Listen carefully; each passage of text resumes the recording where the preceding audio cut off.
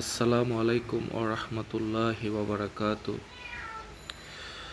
আজ জিলহজ মাসের 1 তারিখ। আমরা জানি জিলহজ মাসে 1 থেকে 10 তারিখ সিয়াম পালন করতে হয় এবং এই সিয়ামের অনেক ফজিলত রয়েছে। তো আমরা আজকে সিয়ামের ফজিলত সম্পর্কিত একটি হাদিস সম্পর্কে অবগত হব। এই হাদিসটি আপনি বুখারী শরীফে পাবেন। বুখারী শরীফের 1904 নম্বর হাদিস এবং মুসলিম শরীফে পাবেন 2762 নম্বর হাদিসে। আসুন আমরা হাদিসটি জেনে নেই।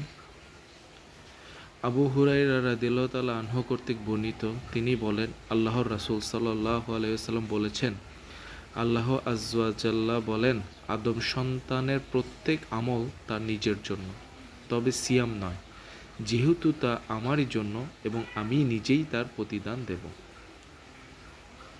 সিয়াম ঢালস্বরূপ, সুতরাং তোমাদের কারো সিয়ামের দিন হলে সে যেন অশ্লীল না বকে ও ঝগড়া হইচই না করে, পরন্তু যদি তাকে কেউ গালাগালি করে অথচ তার সাথে লড়তে চায়, তবে সে যেন বলে, আমি সিয়াম রেখেছি, আমার সিয়াম আছে। সেই সত্তার শপথ যার হাতে মুহাম্মদ সাল্লাল্লাহু আলাইহি ওয়াসাল্লামের প্রাণ আছে, নিশ্চয়ই রোজাদারের মুখের দুর্গন্ধ আল্লাহর নিকট কাস্তুরের সুবাস অপেক্ষা অধিকতর সুগন্ধময়। রোজাদারের জন্য রয়েছে 2টি খুশি যা সে লাভ করে। যখন সে ইফতার করে তখন ইফতারি নিয়ে খুশি হয়, আর যখন সে তার প্রতিপালকের সাথে সাক্ষাৎ করবে তখন তার সিয়াম নিয়ে খুশি হবে। এখানে আমরা এই হাদিসে আমরা বেশ কিছু জিনিস লক্ষ্য করছি। প্রথম জিনিসটি হচ্ছে, আল্লাহ তাআলা বলেন, সকল আদম সন্তানের প্রত্যেক আমল তার নিজের জন্য, তবে সিয়াম নয়। এই কথার অর্থ হচ্ছে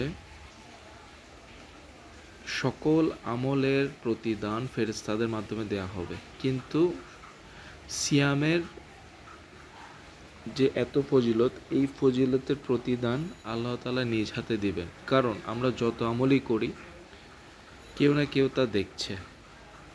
যদি না করি তাহলে সবাই বলবে যে সে আমলটি করছে না। কিন্তু সিয়াম সম্পূর্ণ গোপন বিষয়।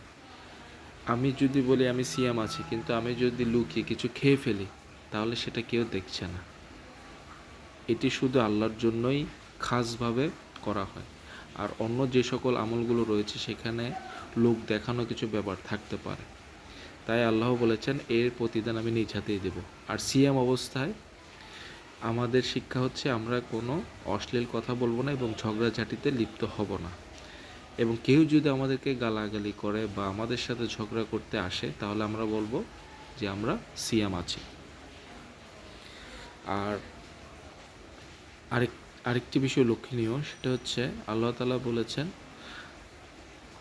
মুহাম্মদ সাল্লাল্লাহু আলাইহি ওয়াসাল্লাম বলেছে যে রোজাদারের মুখে দুর্গন্ধ আল্লাহর নিকট কাস্তুরীর সুবাস অপেক্ষা অধিকতর সুগন্ধময়।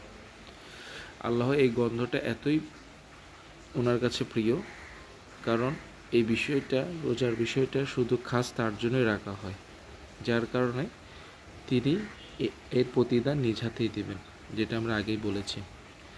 আর রোজাদারের জন্য 2টি খুশির সময় রয়েছে। এক হচ্ছে ইফতারের সময়, কারণ আমরা যখন খাবার আমাদের সামনে রয়েছে, আমরা সময় না হলে কিন্তু আমরা সেই খাবার খাচ্ছি না। যখনই খাচ্ছি আমাদের তৃপ্তি লাভ হচ্ছে। যখন আমরা ক্ষুধার্ত অবস্থায় কিছু খাই, ওই খাবারটা আমাদের জন্য অমৃত মনে হয়। আর আরেকটি খুশির সময় হচ্ছে যখন আল্লাহর সাথে সে সাক্ষাৎ করবে, অর্থাৎ মৃত্যুর পরে। কারণ সিয়ামের প্রতিদান আল্লাহ নিজ হাতেই দিবেন, যার কারণে সে সময় খুশি হবে। আজ এতটুকুই। আমরা এই হাদিসের উপর আমল করব ইনশাল্লাহ।